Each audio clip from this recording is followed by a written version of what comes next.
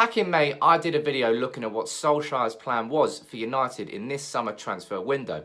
David Ornstein from the BBC said that Solskjaer wanted certain positions covered and certain signings made. I'm going to be discussing them individually in this video and taking a look at whether Solskjaer'S plan has changed. Have United got the targets that we set out at the start of the summer, or has it changed, and has Solskjaer'S signings changed as a consequence? I'm going to run through all of that. Before I begin, this video is sponsored by Unibet, who are supporting United People's TV over this transfer window. As you know, there's loads of transfer content on United People's TV, but there's a lot more fantastic, insightful content over on the Unibet blog, which you should check out. I'm going to be discussing one of the articles today on Harry Maguire by Andy Mitten, and if you want to find out a bit more about it, follow the link in the description. I recommend it. Lots of new and insightful stuff over there. But let's get straight into this video.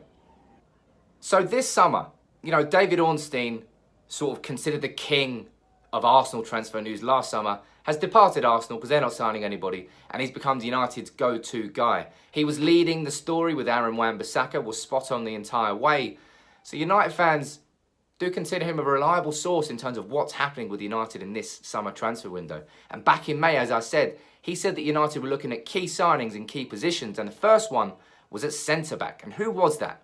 One of their priorities is at centre-half, as we know. Kalidou Koulibaly from Napoli.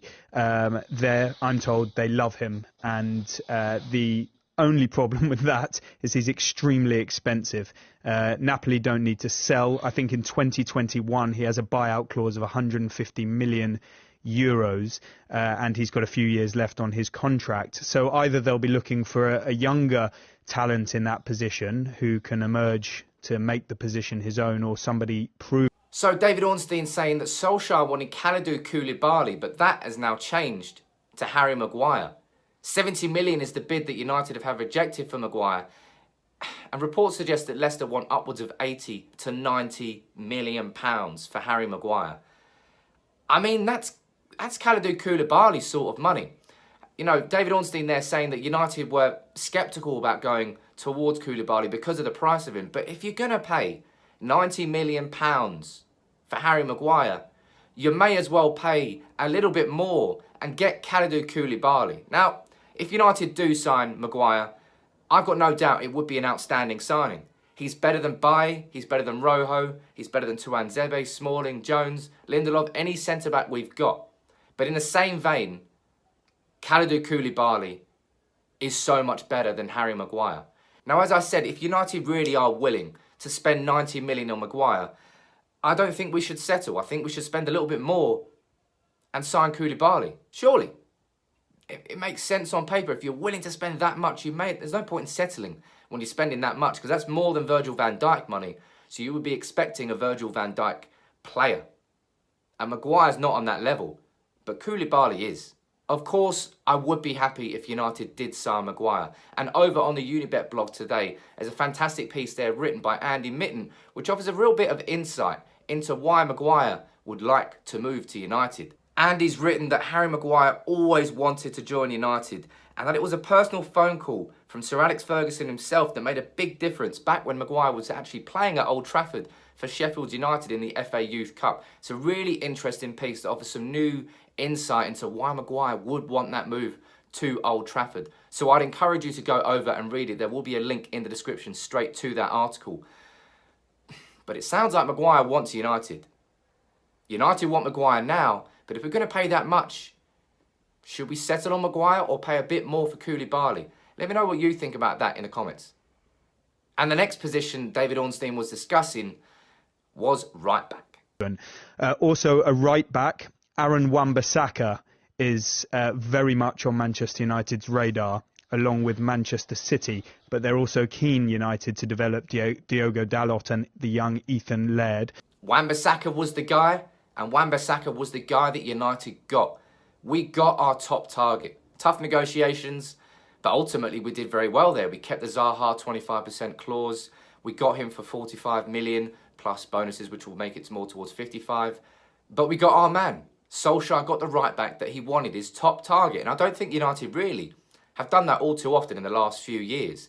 So there's a big tick there beside Wan-Bissaka. But other than centre-back and right-back, what about midfield?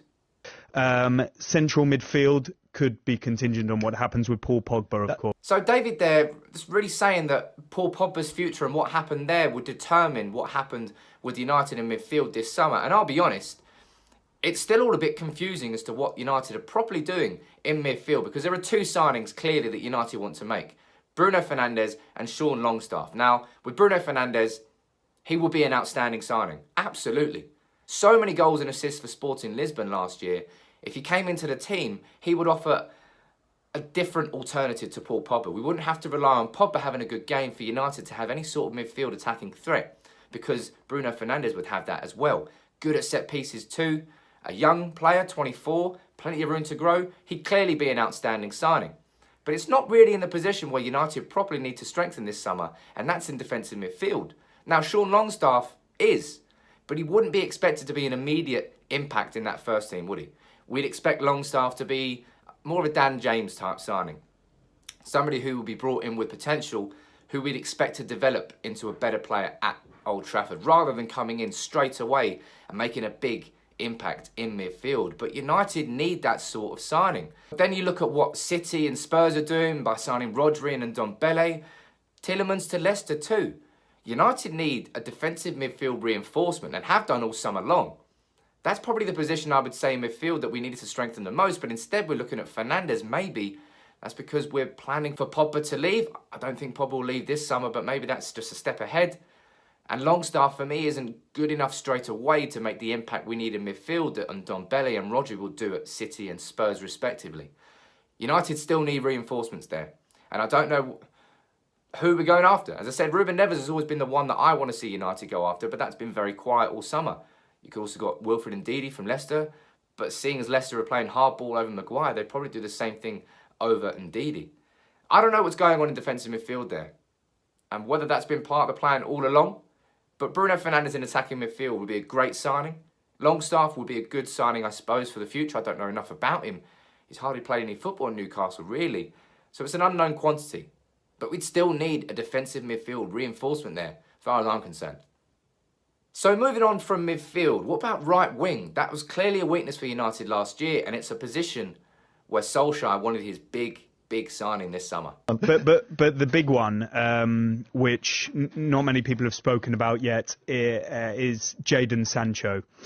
Now, Jadon Sancho is among the top targets, I understand, of Manchester United, and Manchester United would be his preferred option if he was to come back to the Premier League during this transfer window. I'm told that a couple of months ago it was looking like this would be nailed on. However, he is reluctant to give up Champions League football. He's reluctant to join an unstable club. He wants stability and he wants to win things. I'm told never say never, but as things stand, it's 50-50 on that one. PSG, Juve, Real Madrid and Barcelona have also shown firm interest in him, but there's been no other interest from Premier League clubs. He won't move just for the sake of it. It has to be right for him, and the fee this summer would be in excess of £100 million. Jadon Sancho would have been an outstanding signing for United this summer, but I feel that move for him was almost dead before it really started because we didn't qualify for the Champions League. That's clearly an important part to Sancho's career. He's only 19, but he's been smashing it in the Bundesliga, and he feels he's already ready for the top level. Next summer, maybe we can go and get Jadon Sancho, and I hope we do, because I think he's going to be in a couple of years' time, he's going to be considered up there with the world's best, towards that top 20 players, I think anyway. Let me know what you think about that. But Jadon Sancho aside, we have strengthened there. We've got Dan James, but like Sean Longstaff, he'll have little expectation on his shoulders. He won't be expected to come in and make an immediate impact in that team straight away. I'm excited about him though. I really am. You know, bags of pace, natural pace, a proper winger that can actually go on the outside of players. United, combining him with Wan-Bissaka down the right, could completely transform our right-hand side. Switching those from Young and Lingard, no, it's just not a good partnership, to Wan-Bissaka and James, it's a big upgrade in terms of what they can offer, a genuine threat down the right-hand side. So, while Dan James isn't Jadon Sancho, it's at least a new player in a position where United needed to strengthen, and hopefully the young, hungry intensity of Dan James will help United's other players in those positions to improve around them, because competition should help these players develop. And maybe Solskjaer will surprise us all by signing another right winger. But given that we need a new centre-back, I'd argue 2, potentially 3 midfielders, I don't think we can really afford to get another right winger this summer. I think we'll go all out for Jadon Sancho next summer. So taking a look at what Solskjaer's plan may have been a couple of months ago to now, things have certainly changed. You know, Koulibaly might have been the man that we wanted, but Maguire stepped up. But are we really going to pay that much? Why not just go for Koulibaly? We got the right back we wanted, and that's a major thing. Central midfield, I still don't really know. Bruno Fernandes and Sean Longstaff clearly are 2 players that Solskjaer wants. But I think we still need more there. And we didn't really get the right winger we wanted in Jadon Sancho, but Dan James is somebody with bags of potential. So clearly we're making strides here towards making this team and this squad capable of challenging for the Premier League. But we're still nowhere near we need to be to catch up with City and Liverpool. And there's still a lot of work to do in this summer transfer window. Now, what do you expect from United in the next month? Something has certainly changed in the last couple of months from May. But what do you expect from United now in the last 4 weeks before the Premier League season kicks off against Chelsea in August? Let me know what you think in the comments below. As always, if you are new to United People's TV, make sure you subscribe. Until next time, though, take it easy.